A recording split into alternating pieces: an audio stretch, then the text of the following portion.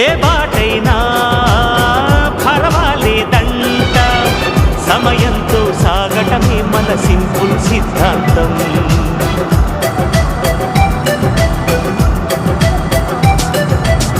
చిరుగాలికి పరిమళమిచ్చే సిరిమల్లెల వనమైనందా, గగనాన్ని నేలను కలిపి హరివిల్లుల బంతెన హౌదా.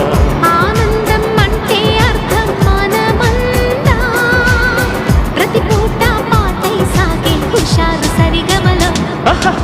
ఎన్నో ఎన్నో రాగాలుండే సంగీతం కాదా, చల్లకి నవ్వుల కేరింత.